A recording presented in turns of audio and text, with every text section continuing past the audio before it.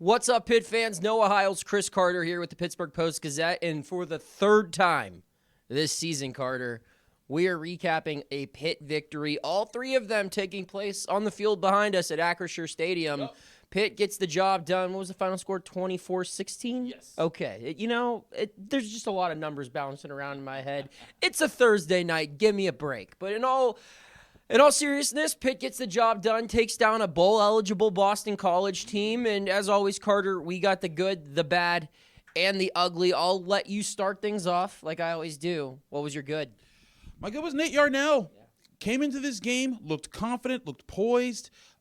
Not just that he threw for good yardage and a touchdown and everything. He also ran for a touchdown, but also how he was doing it, Noah. I was really impressed with his processing. He was going from read to read. He looked like he was a well-coached quarterback, not like a guy who we found out was told Sunday that he'd be playing on Thursday. That's just a few weeks preparation. There's NFL quarterbacks who don't look that ready when they're getting ready for a game on 3 days' notice. So really good showing from Nate Yarnell. The touchdown to Bub Means, I asked him about it. He said, we had a certain look. There was a certain spot that Bub was in. I pump fake because I knew that they were going to go on that. We were prepared for it. And he went right behind him, and I hit him. That's a really processed quarterback, and he had a really good day, to put an exclamation point on this win. Pitt did everything else right in this game. Nate Yarnell came out and did his job.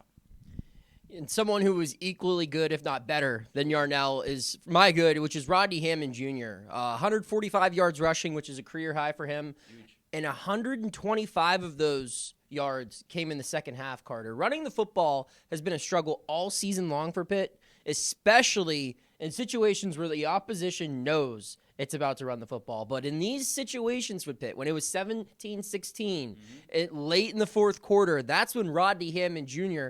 became the player we all expected him to be this year. He had a season high in yards, a career high in yards, a season high in carries, and a season best for any Pitt rusher this season.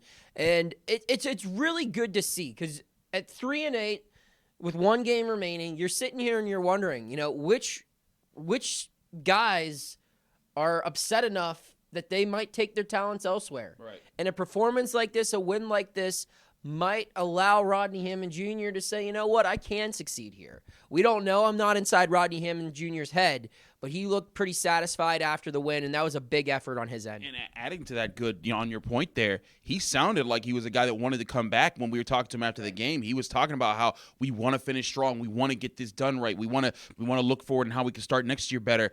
Rodney Hammond and you know what? A few of these Pitt guys saying the right things about them wanting to come back next year. We know we've seen it. Listen, I've covered a bad basketball team here at Pitt, and I've seen how bad seasons can drive away players. This Pitt football team, a lot of guys are talking about it, but let's talk about some of the bad things we did see in this game. What's your bad? My bad would be Boston College's offensive line. While they did, I will say, the run blocking was good, but pass pro was a nightmare. A season-high 6 sacks for the Panthers. Dayon Hayes. You want to talk about players that we've been waiting to see break out this year. I think we saw a lot of guys do that. I thought Bengali Kamara looked good. I thought Rodney Hammond Jr. looked good. Bub Means. But a guy that really shined tonight, I think Pitt's best player on the field, was Dayon Hayes. 6 tackles, 3 tackles for loss, 2 sacks. And man, did he just impact this football game. And again, like you said, Carter, another guy who expressed that he will be back next season. He straight up said it. And that's a boost, because he's supposed to be Pitt's best pass rusher. Sam Okunlola got his first start tonight. He had a sack as well. And just looking at next year, if Pitt can get both those guys back on their defensive ends, there's a lot to be encouraged with. What was your bad, Carter? My bad is particularly just the run defense in the second half for Pitt. It wasn't crushing. It wasn't terrible. They gave up. They were dominating. What I didn't realize until I was looking at the stats, they dominated the first half and stopping BC's run. By the way, Boston College, the number 1 rushing offense in the ACC going into this week. They were averaging over 200 yards per game this year. That was how they were winning their football games. Pitt came in the first half, allowed 38 carries on 19 rushes. That's a 2-yard per carry average, but that jumped up to 5 yards per carry in the second half. They started to figure things out. And Donovan McMillan admitted, hey, they threw some formations at us that we didn't see. He said, just like Syracuse, but we made good on-field adjustments. We saw what we were doing wrong, adjusted to it, and took it away. And that's my thing, is that it's bad, but it wasn't terrible, because at the same time that Pitt was able to adjust to it. The only touchdown Pitt's defense gave up today was a touchdown pass that didn't look like a catch. I mean, the guy had it in his hands. It was knocked out of his hands. It hit the ground. Everyone was confused by it. But if that's your only touchdown you allow in a game, I think that's a good evening. Absolutely. We'll get into the ugly now. I'll start.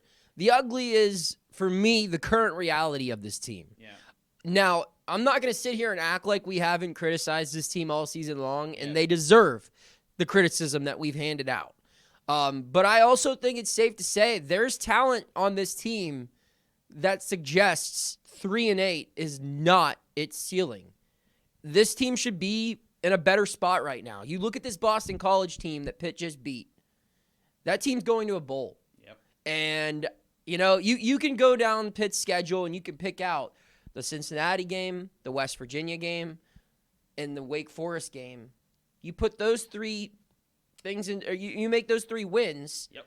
This team's playing for a bowl right now. And while obviously, a 6-6, 7-5 season wasn't what this team hoped it would have at the beginning of the year, everything is completely different. The narrative of this season, the state of the program, the future of the program potentially is so much different if they come out on top in at least 2 of those 3 aforementioned games that I pointed out. So it's just a tough reality when you see players like Dayon Hayes doing what he did tonight, and when you see guys on the offense like Rodney Hammond Jr. and Bub Means finally being used the way they're supposed to be used, and when you see the offensive line back to about as healthy as it's going to get this year, it's a tough pill to swallow for Pitt fans, knowing that this 3-8 record is probably not what it should be.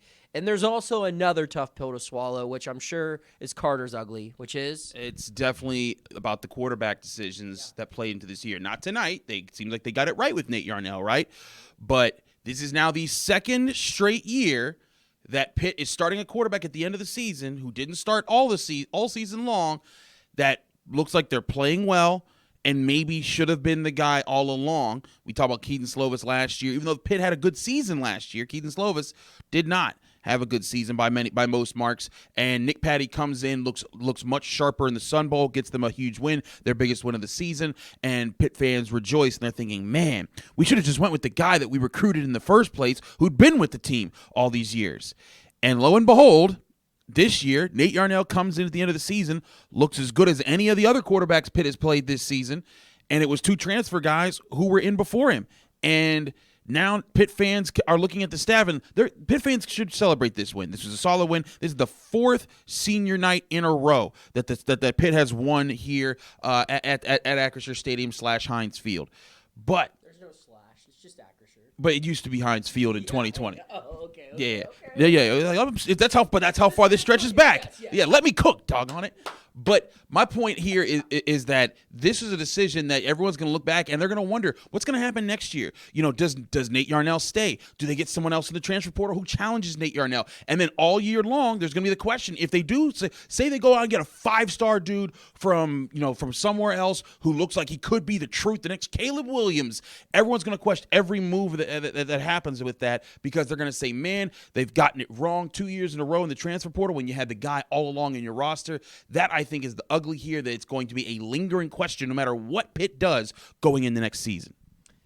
It'll certainly be interesting. I mean, I think it's safe to assume that Nate Yarnell is starting next Saturday at Duke. Pat Narduzzi, he said probably, and I think that probably meant obviously. But I don't know if we've seen the last of Christian Bayer, and I don't know if we should. I think there's a lot to like about Christian Bayer's game, but there's also a lot to like about Nate Yarnell. So I think Pitt has its offseason story. I don't know what it'll do in the portal as far as quarterback goes, but it'll be interesting to follow that, and it'll be interesting to see how this position, which has really hampered Pitt as a whole from reaching its overall potential as a team for 2 straight years. Yep. We'll see how it's handled this upcoming offseason. But before we do that, we got one final game to cover: Pitt-Duke. Next Saturday, we'll have the post-game analysis. Carter, any final thoughts before we wrap this one up here at Acrisure Stadium? Just that we get to cover some basketball tomorrow night. Yes. Tune in for that. We're going to have all the basketball coverage at post-gazette.com, bringing you all that action.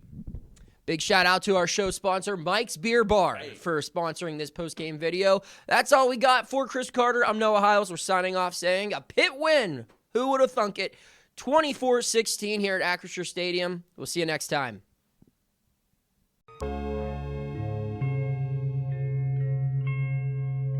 Thank you for checking out this content from Post-Gazette Sports. If you watch this video on YouTube, please like the video and subscribe to our channel. For all of the sports coverage the Post-Gazette has to offer, visit post-gazette.com.